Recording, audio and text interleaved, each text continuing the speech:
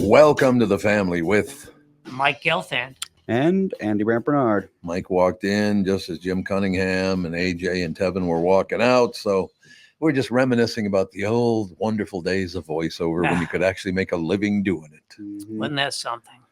I used to have some of the strangest gigs, because basically what I did was I had like about 3 really good years when I was the nerd. If you needed a nerd, if you needed a nerd, Right. I was the guy. And then, at some point, there was a younger nerd who replaced me.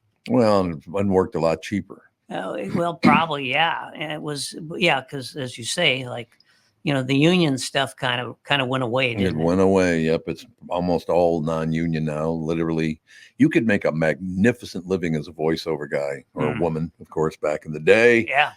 But then they changed it all, and that's why a lot of the voiceover now is just not. You get a lot of this now. Coming by the new Ford, blah blah blah. It's like it's all just overdone now. Yeah. Where it used to be very conversational. They'd hand me a script, and most of the time it would say nerd. Sometimes it would say like dweeb, right? Dweeb, sure. And then one day I knew everything had changed because it just said loser. And I thought, they're taking this a little too far. No, it's too far. Now you've gone way too far with it. And I said to the guy, the producer, director, writer guy, I said, look, here's the thing. I do this a lot. It's always the same bit. You don't really have to say loser. I get it. Yeah, I understand. You don't have to call me a loser. You could just say man number 2. I would understand what I was supposed to do. Mm-hmm. You know what I've noticed, and I did movie trailers back in the day as well, and those were always overstated. Yeah, when you right. did the movie, it was always like this, and it was very gruff. But a lot of people, men in the business, took that for granted and did all the commercials like they were movie trailers. Sure. And it's like, no, that's it's a movie trailer thing. It's a movie trailer. That's a whole different kettle of fish, right? And of course, that my finest moment doing voiceovers was the Miller Lite commercial. Oh God, yeah. That I did with one of the all-time greats. You remember that? Alan Hamilton. Oh well, he was one of the all-time greats. Still is. He probably still is. Yeah. Yep. Yeah. It was what's the guy's name? Don LaFontaine. Don LaFontaine from Duluth. Mm-hmm. Who is he? He's In the a guy World. in a world. Yep. In a world. You know that guy. Oh, I know the voice. Yeah. Oh, Yeah. He was the voice of everything for about 15 years. Yeah, he was. Wow. He was madder than hell at me because I started working in LA and, being from Minnesota like he was, first of all. He was from Duluth, though. But he didn't like that. He did not like competition, I will tell you. No longer with us, unfortunately. Oh, it's too bad. But he was, top guy for many years. He died a while ago. Yeah, he did. The Miller Lite commercial, I was doing it obviously from downtown Minneapolis, but the star of the commercial was Robert Goulet. Oh yeah, yeah. Weird. Matter of fact, Jim Cunningham and I were talking about that you'd run into George Clooney used to come and do voiceover before he was a big shot on television. Wow, I did not know that. Well, now of course he'll still Now do you hear him a voiceover, lot, but that's $1 million a pop. Yeah, it's a little different. Robert Goulet was getting. I happened to see the paycheck, and he got initially he got 10,000. Oh, okay. But then but there was that commercial ran for at least a year. Yeah. Mm-hmm. So as you know, it was amazing for me because every few weeks I'd get another check in the mail. Oh yeah. Because they just gave us 13 more weeks in LA and you get a check. So anyway. Yep. He's the commercial was I was the nerd. And he was the smooth guy. Oh, God, very smooth. Yeah. So I say something about how I just can't seem to get a date or something like that. Mm-hmm. And then his line was, "But I'm Robert Goulet, and I have a way with the women." Well, he did. That is very true. I guess so. Well, after all, he was in Las Vegas with his showgirl wife at the time, and. So we did the first take, and everybody's just rolling their eyes because he was a terrible actor. Yeah, not a good actor, good singer. Oh, a great singer, but he had no idea really what the commercial was about. He didn't understand that the commercial depended on him making a fool of himself, right? Because that was what he did. Yes, right. But he didn't really get it. So anyway, he's doing this thing. I'm Robert Goulet, and so we do the first take, and there's sort of like a dreaded silence. Uh-oh. And then the director comes on, and he says, Bob, that was fantastic. He said, but let's just have fun and maybe try a little something different this time. Yeah. Why don't we try make it a little more conversational? And now there's a long silence. Boy, I don't know about that one. Long silence. And he says, what I'm doing today is called acting. I remember this, yes. I won't go on with it, but, needless to say, that's the one story I always have to tell about voiceover work. For people who might not know who Mike's talking about, he's the guy who would, if ever I would leave you. He had one of those kind of voices. Before you even started that, I could hear that in my Oh, head. yeah, absolutely. Absolutely, you could. If you ever worked with Robert Goulet. For the younger listeners in our audience, you remember at the end of Toy Story 2 when Wheezy the Penguin started singing? That was him. Yeah. You got it? I don't think that's a good idea. Oh, you got it. Was it a union deal or something? I mean, yeah, everything is copyright strike. It's he did a rendition of "You Got a Friend in Me." I'm sure you can find it on YouTube. Yeah, there you go. Boy, what a career the guy had. Huh? Oh, yeah, absolutely. Is he still around? No. Probably No, not. 2007. No. He died in 2007? Mm-hmm. But his Holy memory cow. lives on. Yeah. He was a hell of a talent. I used to run into him in New York a lot, and he was a nice guy. Yeah. Nice enough guy, but Just didn't like the direction part, no, he did not like to be Actors direct. often don't. And the second time that the director asked him to do another take, there was again a long silence. And eventually he said to the director, you and I would not get along on the stage. That was a different business, wasn't it? Crazy. And you would have to fly to town. As a matter of fact, Jim Cunningham brought that up, that Mhm. back 30 years ago, there was no IT. Yeah. So basically, you had to get on an airplane, fly to New York, fly to Chicago, fly to Los Angeles, fly to Minneapolis, St. Paul. I mean, there was no, when I lived in New York, oh my God, I had to go the flights from New York to Los Angeles and back, I don't ever want to do that again as long as I live. Oh yeah. I suppose you took the Oh, midnight God. flight. so- Of course, absolutely. Yeah. And that flight is, what is that, Andy? About 6.5 hours, something like that? Let's find out. Flight, well, maybe it's different now, but Which airports are we talking? from LaGuardia to Los Angeles International, LAX. LAX, yeah. Let's see.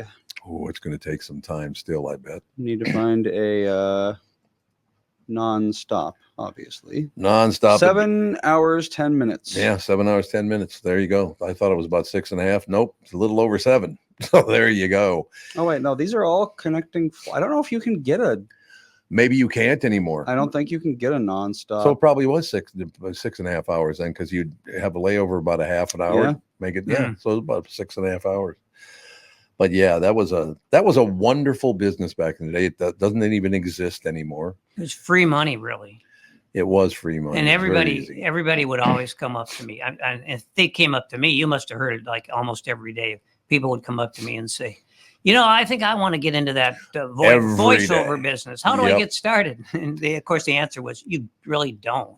You just No. get lucky somehow. Yeah, they pick you. You don't pick them. Yeah. That's very, very true. And no question about that. But yeah, we were reminiscing. Alan Hamilton is still with us, by the way. Yeah, Jim that's Cunningham great. pointed Good it out. guy. Yeah, Alan, just a really, really good guy. Very, very. The talent in this town was David Chase was another one. He is no Yeah, longer with us, yeah. unfortunately. But I don't know that Minneapolis St. Paul knows about the talent level of voiceover people in this town. It was amazing. Yeah.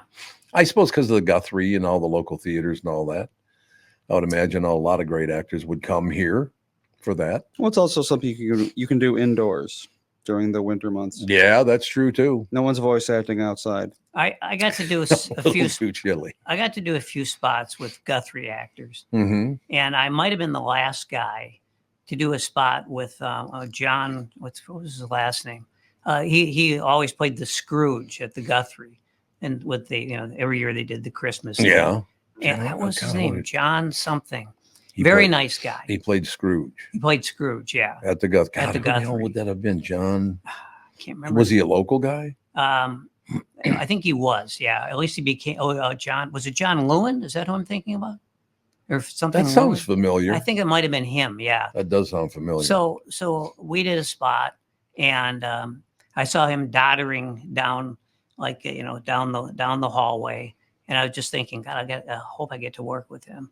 And sure enough, he was escorted in there by I don't know if it was his nurse or his wife or both. It could be both. Yeah, Absolutely. Yeah, it might have been a 2-for-1 sort of thing. Absolutely. And he came into the studio, and I said, "Oh man, it's great to see you. What's going on?" And he timing was always perfect. You would expect that. Yeah. So there was about 3 beats, and he said, "Mike, each day I walk closer to the white light."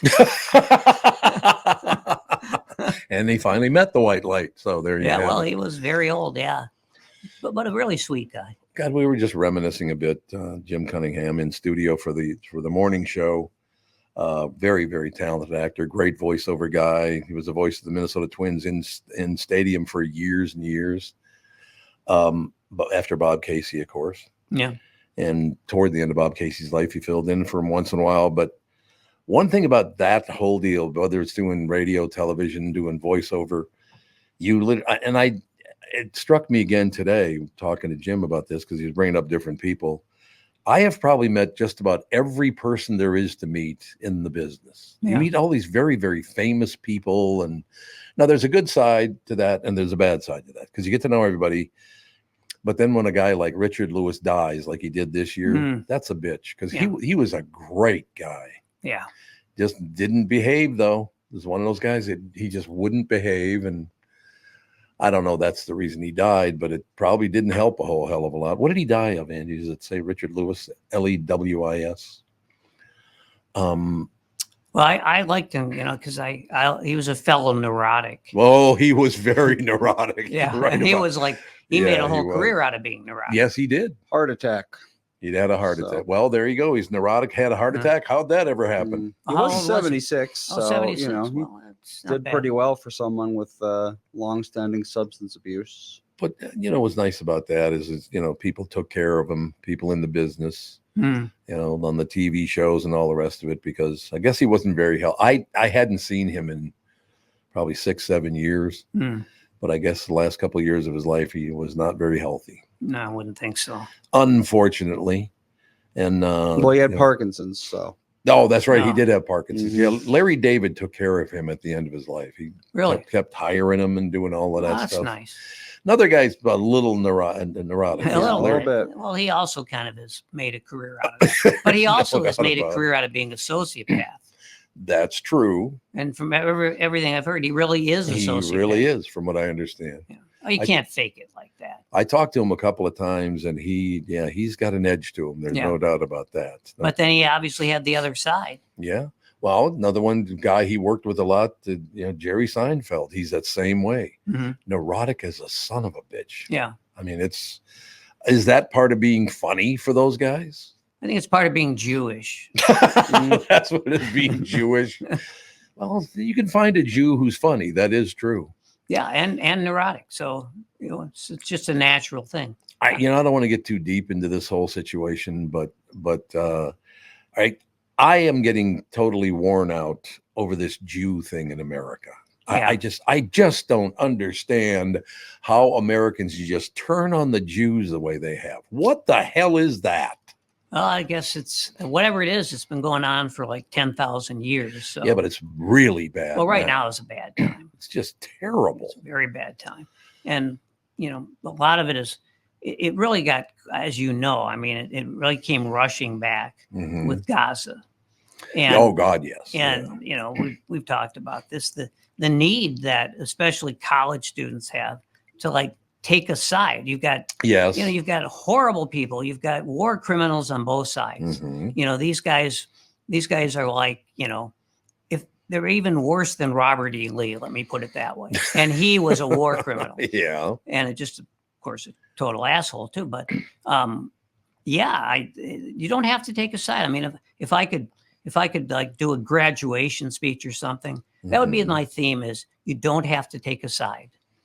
No, and people feel they do. You're absolutely right so, about that. One side has to be right. I mean, that's just shallow thinking.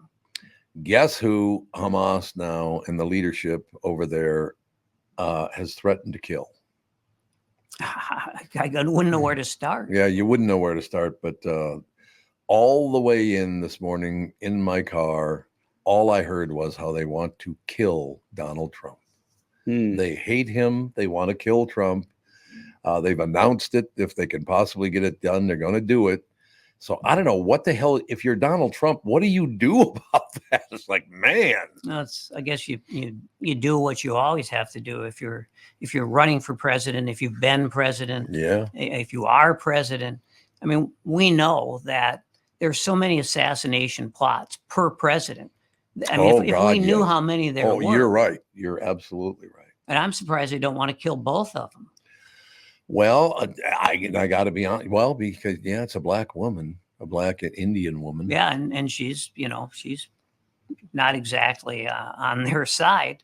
So I don't know. Well, I'll tell you another thing. I was shocked when they didn't go with the person I thought they would for vice president, because Shapiro, nice Jewish boy from Pennsylvania. It would have given them the state of Pennsylvania automatically, but it probably the reason for that is they didn't go with him because they just it was too big a risk. It is anti-Semitism in one sense, but on the other sense, as I mentioned this to you before, all my Jewish friends agreed that he should not be the vice presidential candidate. Yeah, too much heat. It's too much heat, and also, we don't want the presidency to be or the election to be about him.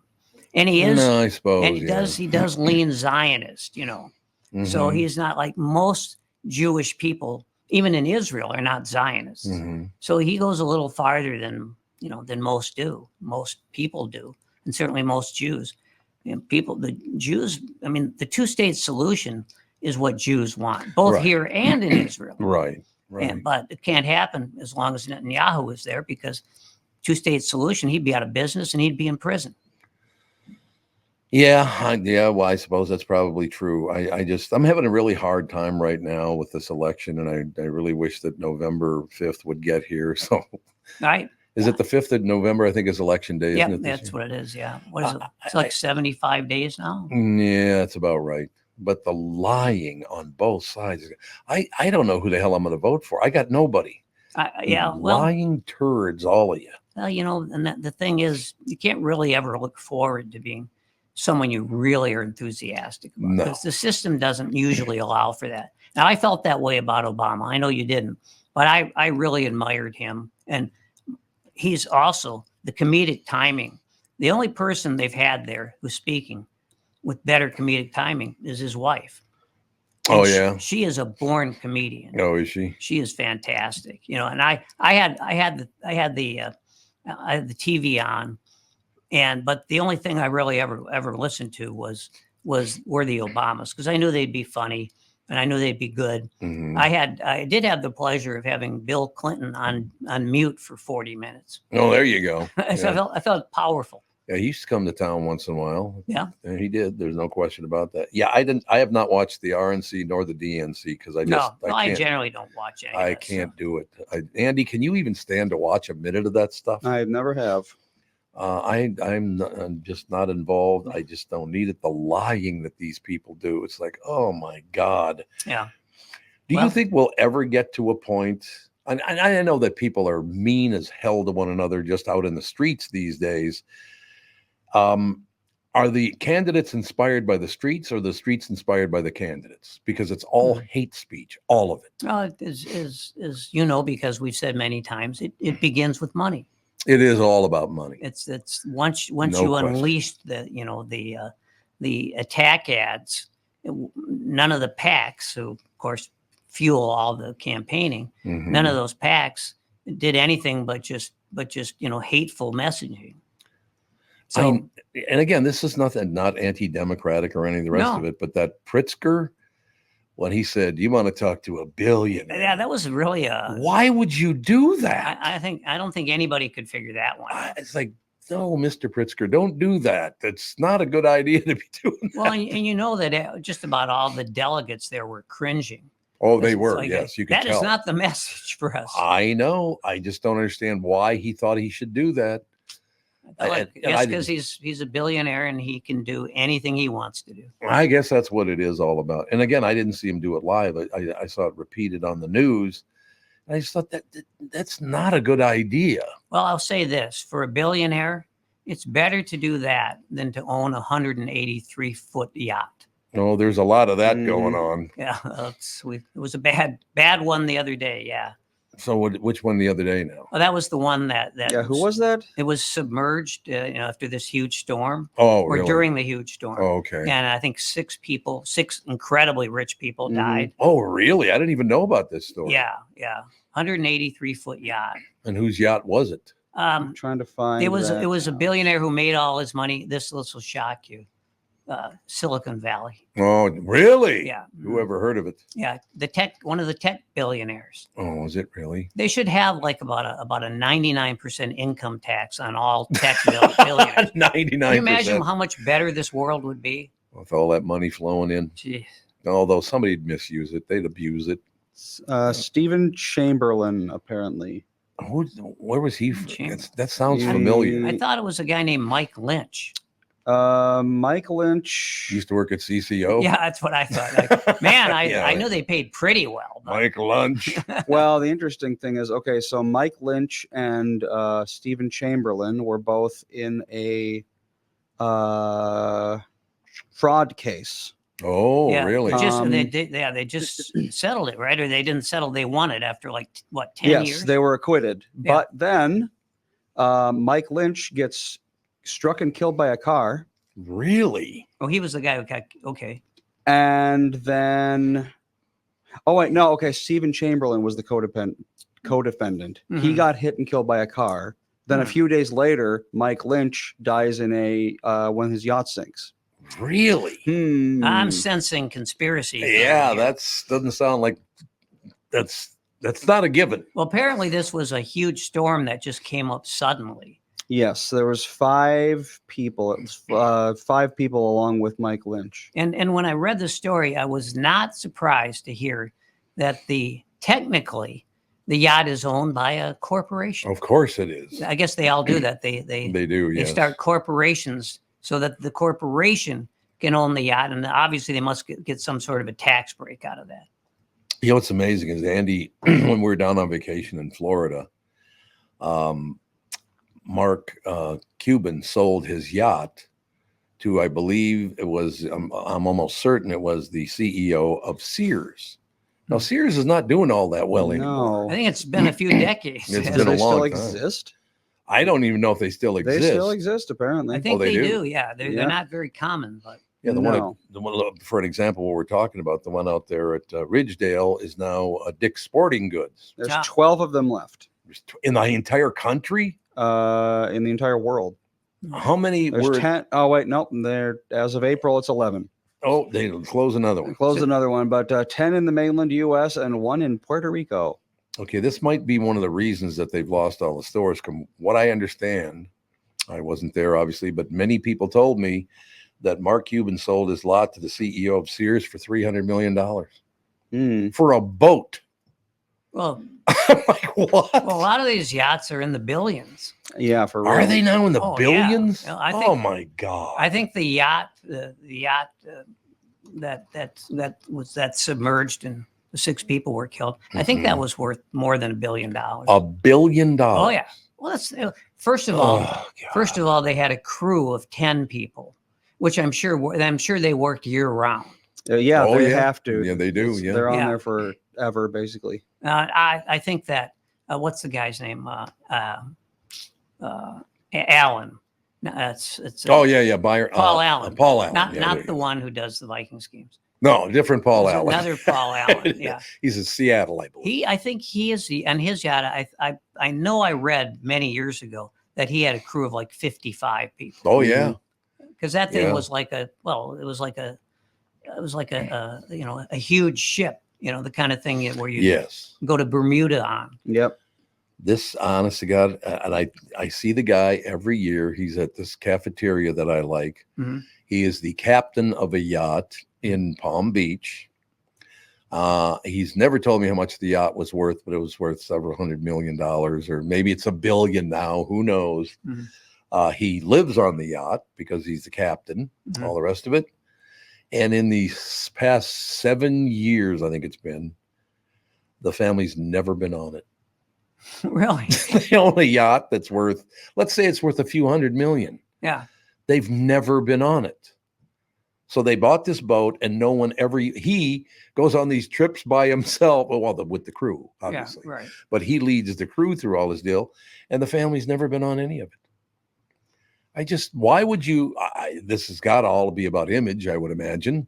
You would think. Maybe he's one of those Elon Musk type dads. What, having 15 kids or whatever it is 15 now? kids, and when he has one kid who is a trans kid, and they ask him about it, he says, "Well, you can't win them all." He did not say that. He did yet. He said you can't win them all? Yep. Mhm. Oh, gee. Why would you even think of saying that as a world famous human being? I guess if you were just a horrible psychopath, I wouldn't call him a sociopath. I'd call him a psychopath. Yeah. Most multi-billionaires are psychopaths, so aren't they? I think so. Yeah. Sure Well, seems like it. Well, when he bought Twitter, now X, he paid $44 billion, and now it's worth something like $15 billion. Yeah, that's correct. He's suing. This is the part I love. He's suing the former advertisers, the ones who decided they didn't want to advertise on his gig anymore. Oh, okay. So he's suing them for not having advertising on X. It's like, Well, you can't do is that. that just shows you the mindset. These people are criminals. They're not giving me money. But you can't sue someone because they won't advertise with wouldn't you. think so. Well, you can sue him for breach of contract. Well, yes. Well, there was That's no the only contract. thing I could think Yeah, of. there was no contract. No, they just didn't renew because they felt like maybe all his anti-Semitic tweets were not good for their business. And his family's from where originally? It's South Africa. South Africa. Okay, so he's anti-Semitic as hell, is he? I'd say he's anti anybody except for South Africa. except for white people in South Africa. Oh yeah, which is a big distinction. I don't really understand why that still holds true today, that you judge someone, and I'm talking about white people, black people, people of all colors. Why you would judge someone by their skin color in 2024, I will never understand. I have a person. She used to be my vet, wonderful, sweet person, and kept my cat alive for many years. And but she decided that she just was tired of these tiny little cats. So she moved to South Africa so she could do surgery on like big cats, like lions and tigers. And really? Yeah. And she said, Holy God. And she said that she, loves what she does, but basically she said, there's not a friendly person in the whole country. In the whole country of South Africa? Yeah, basically that's what she said. I got to be honest with you. I have no interest in ever going to the African continent. None. No, it's certainly not that place. No. Well, they're all of them. They're all crabbier than the son of a bitch from what I've I seen think in my life. Yeah. I mean, Jesus, the Middle East, they're always battling with one another, and they got Africa, and the whole continent's nuts. Well, I suppose right now, the entire continent of North Africa is out of their mind. Oh, yeah. I mean, I've never seen Canadians meaner than they are right now. Canadians usually very Canadians? friendly. Yes. They're mad as hell. No way. Canada's not in a good place right now. No, it is not. I guess it's gotten bad. I mean, when I was working at Universal Studios, and of course that was 30 years ago, 25 years ago, the Canadians and the British were the nicest people no question ever find. You're absolutely right. And the people like who were actually from Florida, mean sons of bitches. Yeah, that's true. I mean, now everybody's a mean son of a bitch. I guess, yeah. What drove us to be so incredibly mean now? Money. It is money. You're absolutely right. It has nothing to do with anything else other than money.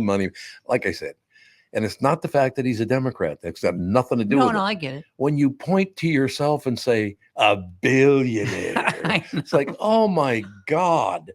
Well, first of all, didn't he inherit that company anyway? I don't The know. Pritzker family inherited, I believe. I think you're probably right, though. Yeah. And so you never even made them. Andy, would you check and see how the Pritzker money was made? Well, you've seen some of those surveys, those like Pew Research things, Yeah. where they have found that people are millionaires, people who inherited wealth, Mm-hmm. almost to a one will say, I had to work hard for the money. Yeah, they do. They somehow convince themselves They that they had do. something to do with it. Apparently, they have to emotionally and psychologically, because if you're handed the money, it's like, well, you did nothing. Yeah. You're a nobody in this deal. You're very, very wealthy, and you had nothing to do with it. I guess human beings can't deal with that. I knew a guy like that. He was a very rich guy. I'm sure a millionaire, and he had inherited the money. And, then he had several businesses, and I wasn't sure really if any of them ever made money, but boy, did he think he earned it. Oh yeah. A lot of them do. One thing that's great about that now is if you're a millionaire, who gives a shit? Right. It doesn't even mean anything anymore. No, it doesn't. There used to be usually be like 1 millionaire in Minnesota. Back in the day. And now there's like 50. Yeah. Jay Pritzker bought Hyatt in 1957 for $2 million. I'm sure that wasn't him who bought it. Well, Jay would be his something. Probably father. Father or grandfather. 1950. 1950 for $2 Bought million. Hyatt for Right, $2 probably. million. It is currently, let's see, total assets $12.8 billion. So That's a pretty good buy. yeah, That's not bad. Yeah. it's a good buy, That I'd say. worked out pretty damn well. But I for him. mean, then this guy had $2 million to buy a business with, so Mhm. clearly he oh, wasn't. back in 1950, that Yeah, was a he lot of money. wasn't doing too bad himself. So yes, his family has had tons of money for a very long time. And pretty soon his business will be worth more than the former Twitter. Yeah. Oh, absolutely. There's no question about it. So here's a guy who maybe second or third generation maybe inherited this money and points to himself and goes, billionaire. But I'll say this for him. God. He didn't inherit it and then ruin it. Well, he didn't piss it all Because away. we know a lot of people who did that. This is that- very true. That could happen too. People pissing away millions and now billions of dollars. Pretty soon, they get rid of the Honda Civic and they're riding in a limo, Yeah. Yep. I suppose. a stretch limo. You don't see those limos anymore, do you? Not very often. No, not very often. You used to see him all the time. It's too flashy in Minnesota. I don't know Well, if I that's think they used to be a symbol of wealth, and Yeah. then people started running businesses where you could rent them for. I mean, people would rent them for prom for like a couple $100. yes. And it right. stopped being a symbol of wealth. So the wealthy people are like, That's true. there's Well- other ways. Plus, the other thing is that I think parallel parking skills have really declined. Yeah, you got that right too. Yeah. No question about it. It's an interesting world. I mean, is it because I've heard the richest person in the world is the guy who runs Russia, of course, That makes sense. and he's worth several $1 trillion now, they're A claiming. trillionaire. He's a trillionaire. Is that true, Andy? Or is that just Who? Oh, what the hell's his name? Putin. Well, you can't get accurate information on that because Well, it's that's like, true. Yeah. where do you measure his wealth? Yeah. Does he own all of Russia? If so, then I'd say yes, Well, he he's probably a trillionaire. He thinks he does. Well, I imagine that our friend MBS is probably a trillionaire. Yeah. But that's the same thing. You'll never know because he owns everything. He owns the whole country. We're talking about Saudi Arabia. Yeah. Yeah, that's true. exactly. How do you measure the wealth of a sultan? It's, God, I'll never forget Mayo Clinic. I'm down in Rochester playing golf at the Rochester Country Club many years ago with a friend of mine invited me down. I'm playing down there and we're talking to this person. And he's on the phone and he's talking to his mother. Now, this guy's probably, he's not even a millionaire. He's probably doing well in life. Gets a call from his mother, who's a maid at one of the big hotels down in Rochester, Minnesota. They got a lot of them because it's, the Mayo Clinic. is there. Rochester is the new Edina. Yeah, that's a good way to put it. But he's going, really? Really? And this is 20 years ago, probably, maybe even more than that. But one of the Sultans came over to the Mayo Clinic. Yeah. Right. And they always get the whole top floor. Yeah, right? the whole top floor they get and all the rest of it. Yeah. But this guy's like, really, Mom? Really? Are you sure? Really? And he's doing this whole deal. Yeah. He hangs up and he goes, Jesus. I said, what? I said, my mother, she's a you don't call them maids anymore. They're it's the people who clean the room. Housekeeping? I guess housekeeping. Yeah. She's one of the housekeepers over at this blah, blah, blah hotel. And she's shocked and she wants me to come over and see her tonight because she's so nervous and she doesn't know what to do. I said, what's that all about, if you don't mind me asking? He said, she was making the bed, and when she pulled back the quilt to put, to make sure it was clean, all the rest of it, found $150,000 in cash. Well, a tip, obviously. That was the tip. Yeah. He tipped $150,000. I mean, and this was 20 years ago. Are they still hiring? Do you know? Yeah, exactly. It's good. I guess they come and they spend volumes of money down in Rochester. I would imagine it's probably true because they live their lives, and the fact that they're in Rochester, Minnesota has got nothing to do with it. Yeah. 150 G's of cash. And it doesn't mean anything to them at all. Doesn't mean anything to them at all. But I wonder how much was declared on tax. Well, if she went to the news with it, that's not a great way to dodge taxes. No, she didn't. That's what she was calling her son. Well, then how people find out about it? Someone talked. Well, I happened to be I guess I was the one who revealed it because I just talked about it, but I didn't. You could get a nice bonus from the IRS. That is true, technically. If you flipped on them. Yep. I can't even remember the guy's name, to tell you the truth. I have no idea, but that was a whole different. I do remember we were going down. There was a very steep hill. Well, it used to be. I don't know if it's still like that or not. Very steep hill coming down the hill, and he locked it up. And the guy riding next to him flew out the front of the golf cart. Whoa. I mean, he was like Superman. He's like, da-da-da. Like, what the hell? Those were the days. All I'm saying. I bet you if you asked around, it might be a little hard to find, but I bet you a lot of people down there get these massive tips. Yeah, you'd think so. But maybe none of them ever reveal it. Who knows? When I was working in Florida, we had a nice little condo it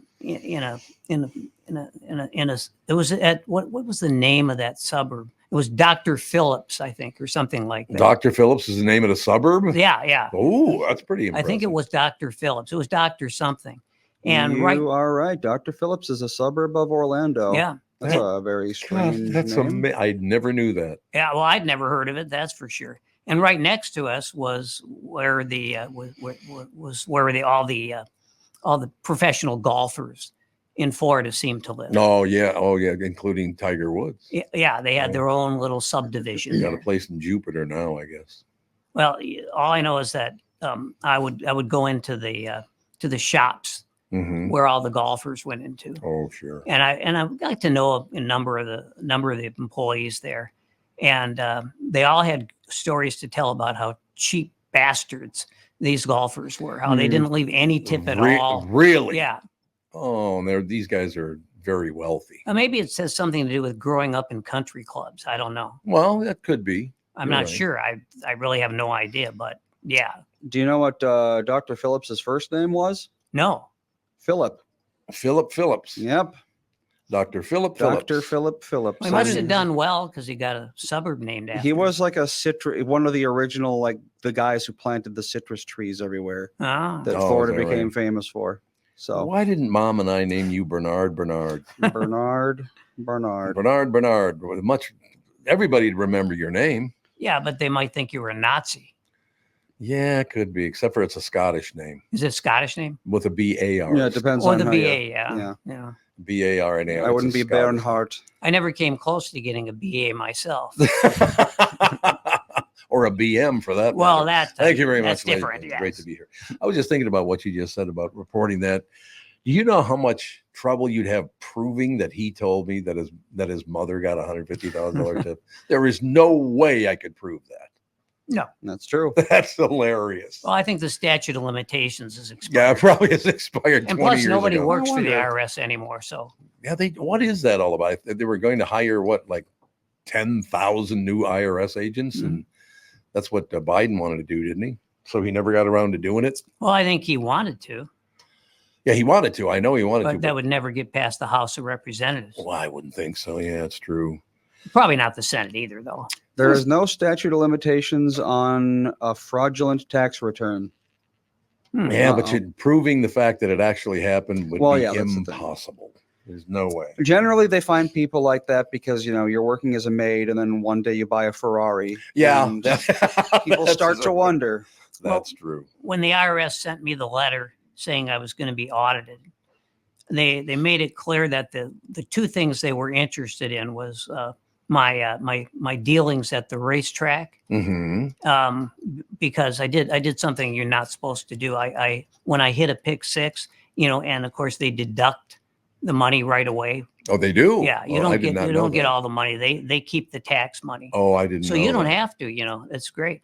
But the thing is, then what you do, if you can, you declare losses against the deduction.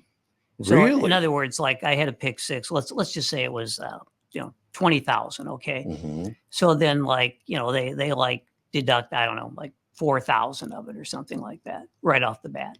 Right. And then what happens is you deduct all your losses against the money that was deducted. So if you say like, yeah, that's great, but I actually lost $8,000 on other bets or something like that. So that'll get you audited.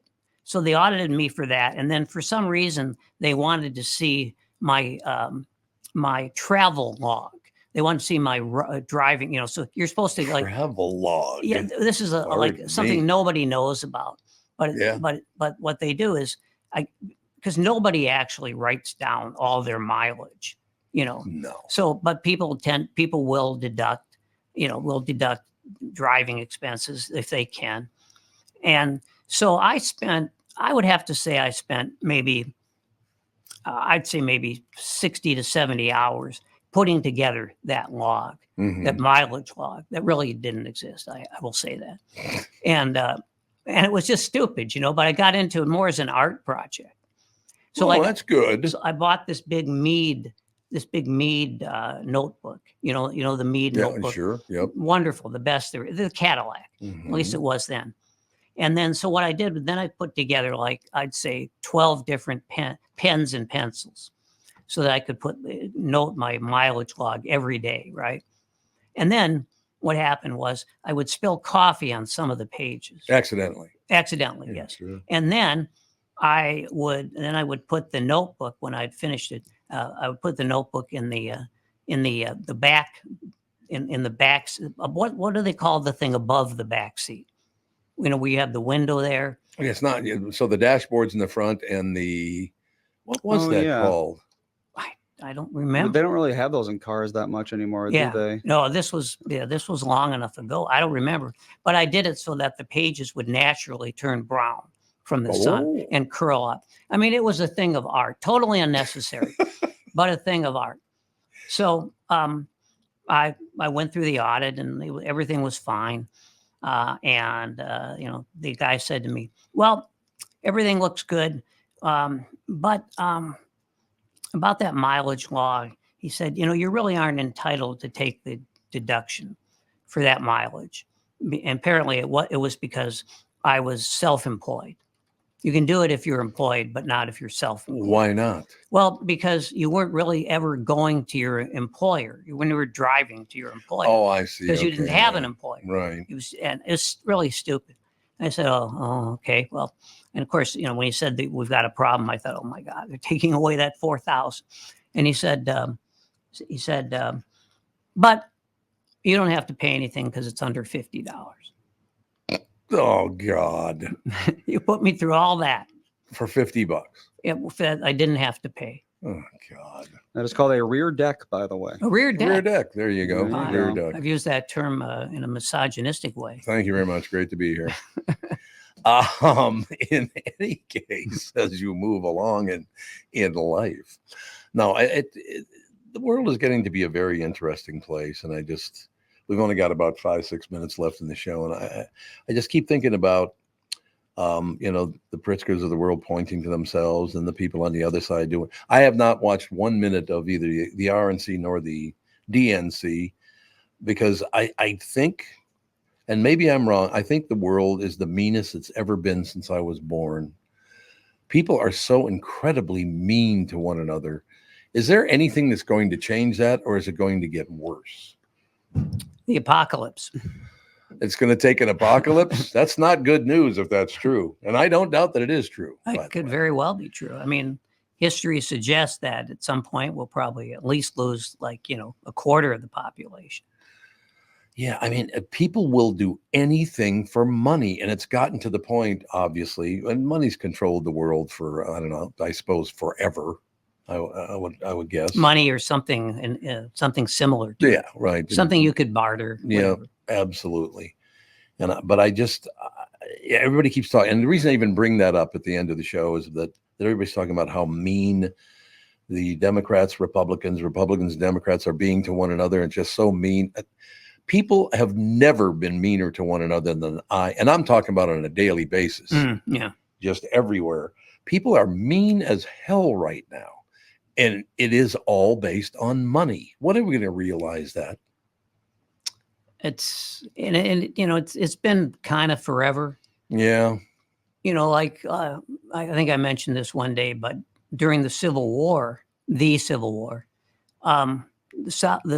South figured that they couldn't lose because they didn't allow any cotton to go up to the Union. Yeah, right. It's like, because cotton was like big money for them. Mm-hmm. Well, of course, they were wrong, right? As we all know, except for the fact that they never actually surrendered, and the Civil War goes on today. Yeah, well, that's very true. People don't even realize that.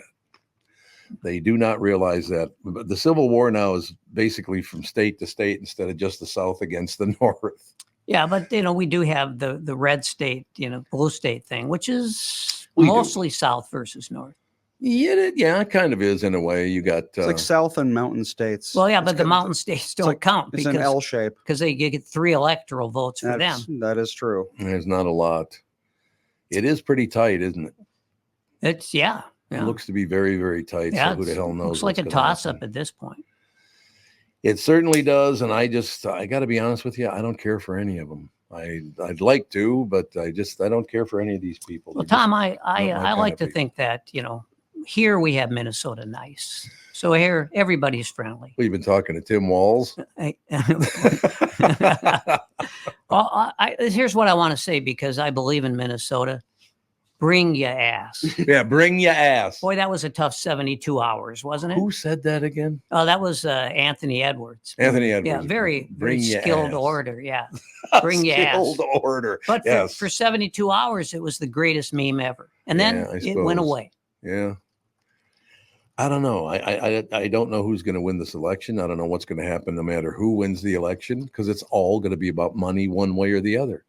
I do understand now from talking to people that are involved in the state government of Minnesota that Minnesota may become eventually the most expensive state to live in the United States because of taxation. Well, we have to be in the top 5. I don't think we'll ever surpass California. I doubt it. Or Hawaii. We'll never surpass Hawaii. Yeah. Yeah. I mean, Hawaii is just like, it's an island in the middle of nowhere. It's got to be expensive by definition. Yeah. But my God, they want to raise some city taxes by 8% more. It's like, what? Well, it's cost of living. Who's got the highest? That's got to be Los Angeles, I would go, or maybe New York. By states? Well, of course, San Francisco would be number 1 in cities, right? You'd think. You would think. Yes, let's see here. It used to be a great place to go, and now I wouldn't even think of going there. It's really sad. We are right in the middle, 23.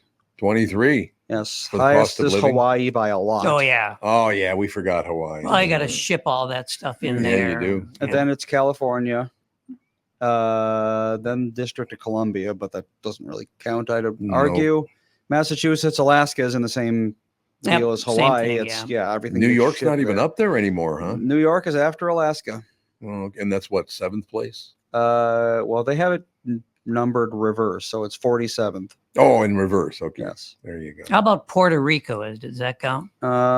Yeah, it's 33. So 33? it's Oh, up there. yeah. That's the cost of living index is 102, where the average is 100. So in Hawaii, it's 186, which means $1 there is worth $1.86 here. Oh, Jesus. So almost twice as expensive to live there. You know, it's just a Spendy. matter of time before those Hawaiians move to Duluth. I wouldn't doubt that, by the way. You can laugh all you want, No, but it it's- might happen. Duluth is being hailed as the you know, the next best escape from everything. Well, I got to be honest with you. I've always loved Duluth. Duluth's a wonderful place to live, I bet. I remember when the show went to Duluth. Remember Mhm. that time? Yep. And it was like 10 below. I think it was the last time Bob Sansevier ever drank alcohol. I think it was. Might have, think it was. yeah, it might have been the first too. It might have been the first and the last. He Yeah, did. you're right. I think Bob just thought, you know, one time in my life I need to become drunk as hell. And, well, he's Italian, so that does help. Well, and then he started to sing Danny Boy. Oh, Mm. God. All right. That's going to do it for today, ladies and gentlemen. We'll talk to you tomorrow.